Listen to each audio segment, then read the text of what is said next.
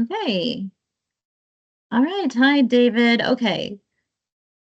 David Strege is going to join us. I'm the Iowa Jumpstart Coalition. I am President Mary Teare and David Strege from Severson and Strege, right? Correct. Going to tell us about financial literacy. Why don't you go ahead and tell us who you worked for and what you did? So personal financial planning is all I've done, is all I know. So I served on a couple of the national boards, what was back initially the International Association for Personal Financial Planning, which became the Financial Planning Association in 2000. So I was on their first board. And then joined the Certified Financial Planner Board of Standards for the US. So I was seeing financial planning throughout, and through that then was asked to join the National Endowment for Financial Education Board. And that's where the connection with Jumpstart occurred. Billy Hensley served on the board of the National Jumpstart, and we ended up, now he is the executive director of NEFI for short, National Endowment for Financial Education. So through that exposure, looked up the Iowa Jumpstart, served on their board for a while, and was glad to do that. And part of it's just the passion that I see the benefits of good financial education, and the benefits are to our society overall, as you're able to apply that and help people understand how to handle money properly.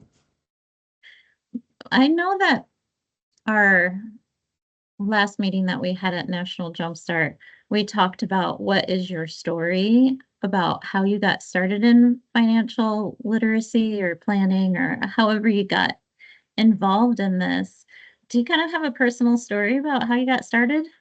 Yeah, I started out at Drake University as an actuarial science major. That combination of math and business, it had a good profile, was using my abilities. And then while at Drake University, I joined what was called the Business Aid Society of Polk County. And we would get about 100 Drake business students and prepare them with credit counseling for low-income individuals, tax preparation for them, and small business accounting to give the students some practical experience dealing with people and helping them through that.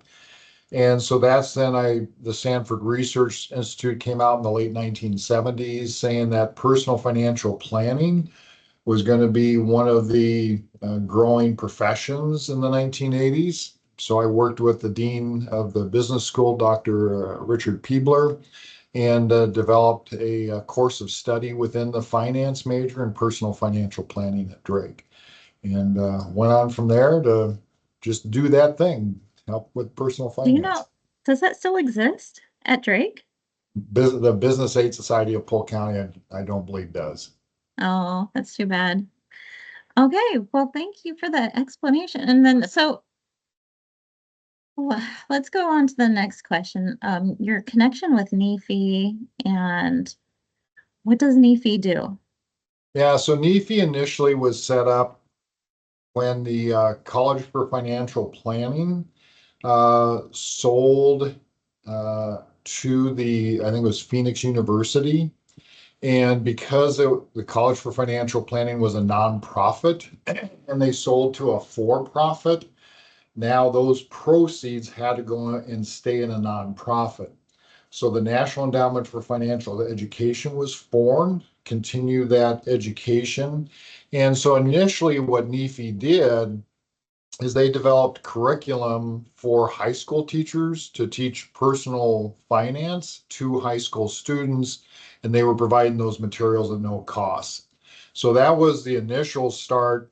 And then over time, more and more organizations have come in, are offering that curriculum for high school students. And so NEFI stepped back out of that role because other companies had much more staffing to cover that. And it was good materials. I've used the materials that NEFI developed. And now NEFI is really focusing on more how people learn about money, what they need to learn about it, the learning techniques, the teaching techniques, funding a lot of research on that. And so that's really their role in that segment now, to just what do people, how they learn and how often do they need to be taught and what they need to do. Yeah, they're definitely an energetic group. I got the chance to meet Billy Henley, and he was such a wonderful person to talk to. So it was Yep. really neat to kind of have that interaction with them at the national meeting. So let's talk about what your observations about how financial literacy is changing in the state of Iowa. Got Yeah, anything to say about it? yeah, and fortunately, before there was, I believe, about 17 states that required financial education for high school students to graduate. And then Iowa finally joined on a couple years ago. So I believe this first class is going to be the first class that's going to be required to have that course that they must take to graduate from high school. And I think it's real critical. Having volunteered at Wildwood Hills Ranch, I teach the older youth, 13 to 18-year-olds, personal finance down there, and understand that the vast majority of high school graduates are not going to go on to higher education. The majority of them are going to go to work. And so NEFI was helping with some college programs on personal education, personal financial education. But most of those high school students are going to go out, start working, and they need to learn how to handle that money because especially when it's a limited resource starting out, they've got to be pretty precise with it. And a few errors here and there can all of a sudden set them way back in their financial future and cause a lot of problems for them. That's really interesting that you say that because my daughter, who's 16 years old, she wants to just join the workforce right away. And we talked a lot about it, and she she really wants to do that. So hopefully maybe some tools from Iowa Jumpstart will help her. It's like I should be able to help her. I'm her mother. I'm part of Jumpstart, so I should be able to do that. You're probably aware of some of the resources out there for her to dig Yeah. into, so that's good. Yes, at least as long as she can be on her feet and have a pretty happy lifestyle. So that's interesting. Well, what do you see any kind of future ahead? Like, do you see something happening in financial literacy, like in Just Iowa or in general? Yeah, and just, I mean, the high school programs, I'm starting to get some students that have had it. It's been offered before, it just wasn't required in Iowa. Um, some of the students way back had gone through the NEFI materials. Teachers were using it with other components available to them. And what that does is as they realize that they need to keep track, especially what they're spending. It's mostly about cash flow management. And if they can stay out of consumer debt and avoid high interest rates, because they start getting those first paychecks and it's like, wow, I've got great Hmm. wealth and they don't realize all the true expenses out there. I had developed for Wildwood what's I call the life size game of life. You can look it up on the internet. Other schools are using it. So I call it more decisions and events. And making decisions. Do I go to work right out of high school? Do I go to tech school? Do I go to college? The costs associated on those paths. And then a series of decisions have to start occurring that they have to decide what they're going to do. And then later on, some life starts happening and they see the result of their decisions. They're their playing piece. We lay it out in a big gathering hall. People at high schools do it in gyms, but it gives them a practice run at life and start seeing how it plays out and why they're learning about insurance and cash flow and saving and investing. And unfortunately, when I joined the CFP board, part of, I guess, my motto was how to fight financial apathy. Just I run into a lot of people. It's like, I'm not going to worry about money. I'm not. And so they don't even take time to study it. There's a lot of good tools available. And, just to totally ignore it and stick their head in the sand is going to cause more problems down the road. And they don't realize it. They don't see that future out there. So Iowa Jumpstart and other organizations that are helping create that awareness out there. And now a whole bunch of high school teachers, at least they get exposed to it. We can lead a horse to water, but they have to make the decision if they're going to drink and absorb it. And what they have to realize is this education and applying it is literally worth millions of dollars to them over their lifetime. Millions. And if they ignore it and start paying out interest instead of collecting interest, they're going to be behind it, and it's going to make the future in our society much more challenging to have to take care of people that didn't take care of themselves through good planning.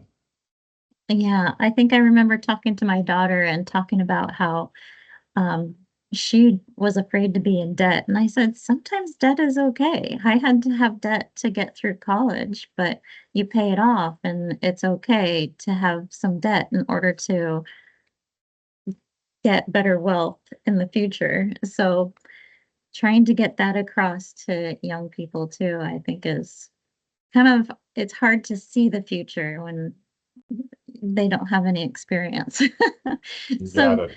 yeah.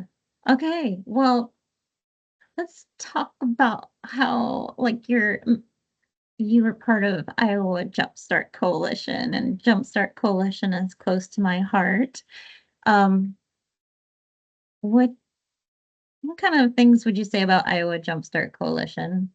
Yeah, so bringing in the other industries out there that are involved in financial services and financial education to help bring together a couple of components. The critical one that I saw is making the high school teachers aware of the resources available. I taught a couple of workshops on how to present different topics. So it's equipping that because not all the high school teachers may be properly equipped for it. Somebody came to them and said, "Thou shalt teach this course," and they're like, "Oh boy." Yeah.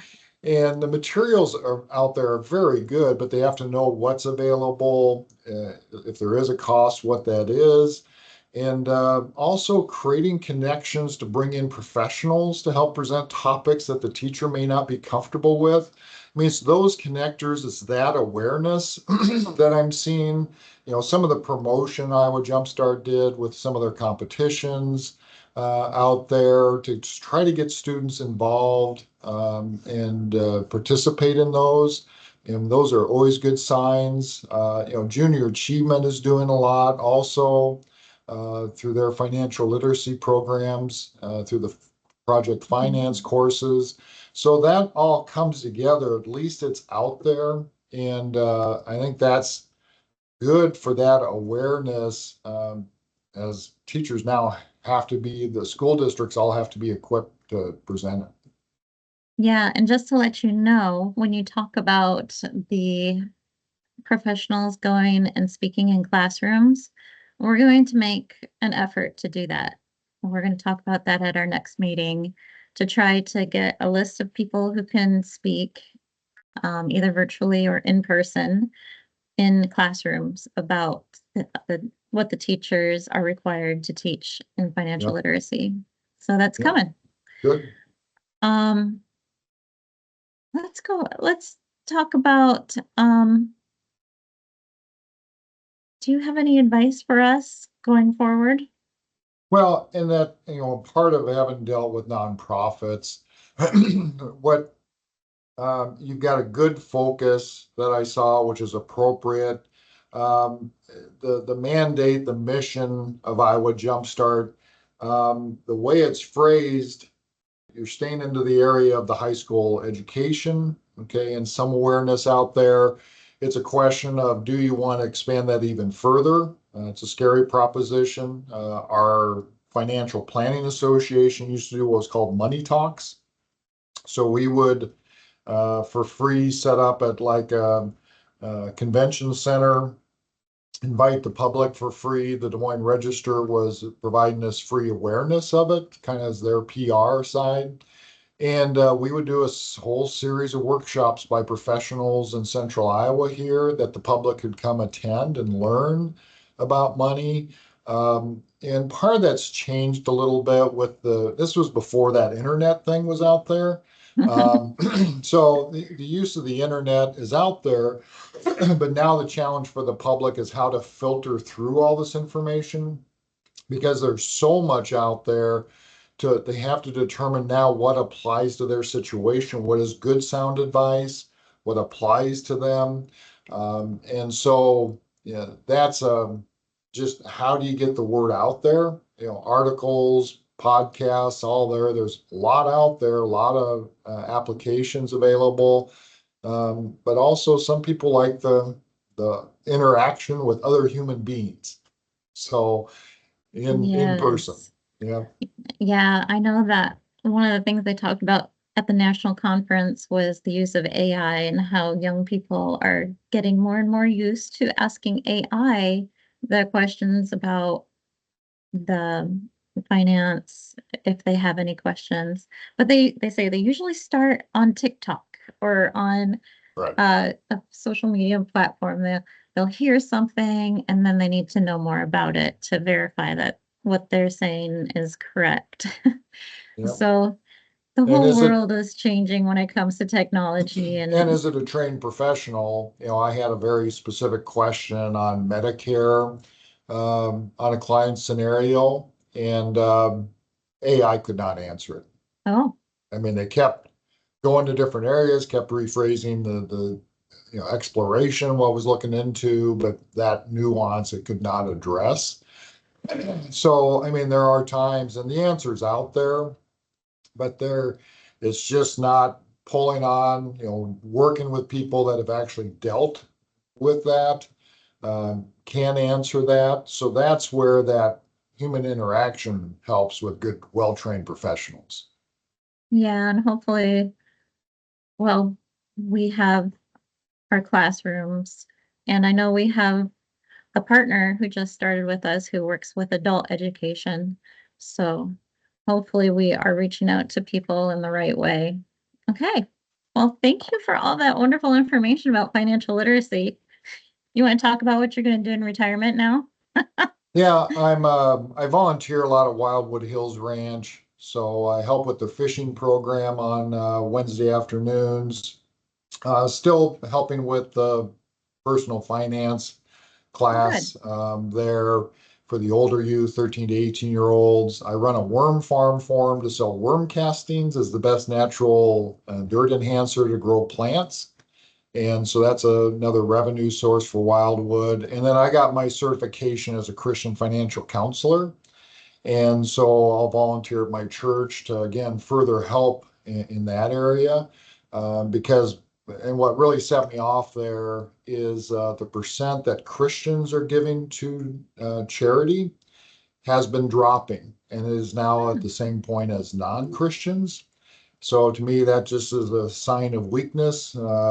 Money's talked a lot about in the Bible, 2,350 verses on it. And Mm-hmm. that the reason it's most talked about topics, it is, God knows it is one of our biggest tests during this lifetime and can be one of our biggest testimonies. So that's an area that I'll help out and continue to be involved. I have a few decades, like 4 decades of experience in there. And, just from the overall viewpoint, I sent you an article that was published back in 2019 on Mm-hmm. the benefits to society of good financial education. A couple of the top ones is it lowers divorce rates. Money is typically always listed as one of the top causes of divorce is money disagreements.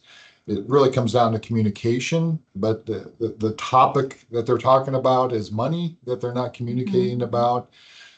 It can lower crime rates because the people are desperate for resources. So crime rates, actually wars and military actions, a number of those are a battle over resources, which comes back to money and financial management. And I share in the article, Queen Noor did a talk on how financial planning and resources contributes to world peace.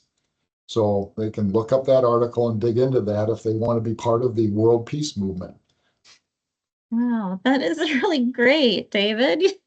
It's like when you say that you hope for world peace. I mean, you're actually trying to move that peg forward. That's great. Yeah. Oh my gosh. Well, I am so excited to see you have like send see how you do in retirement. I hope you stay in touch. Maybe you can give us a note every once in a while and drop us a note, say hey.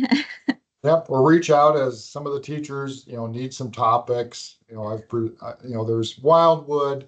There's some techniques we use. We know we have about 10 to 15 minutes of attention with that youth, and then we have to get them up and moving. That's part of why we did the Mhm. life-size game of life, is to get them up and moving. It tends to get the blood flowing, helps the thought process, helps the attention span. And then there's a lot of other techniques like that, of just simple things to get them up and moving to help ingrain that if they're a physical learner. Mhm. Our school systems have a lot on auditory reading, but the physical manipulative learner, they don't address as much, especially in topics like this with money. I mean, so yeah, stay in touch Yeah. as teachers need some help trying to share a topic. We can try to help Well, them out. we can definitely reach out to you to see if you want to be a speaker to our classrooms, maybe. Yeah, See if that might be something you want to do during retirement too.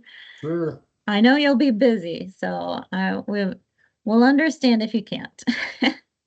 All right. Well, I am going to go ahead and let you go, but thank you so much for talking to us about financial literacy. David You bet. Strege with Cyberson and Strage. Yours is striking. Yep, very Yes, good. Severson and Strage. Thank you so much. Yep. Thanks, Mary. Bye-bye. Bye.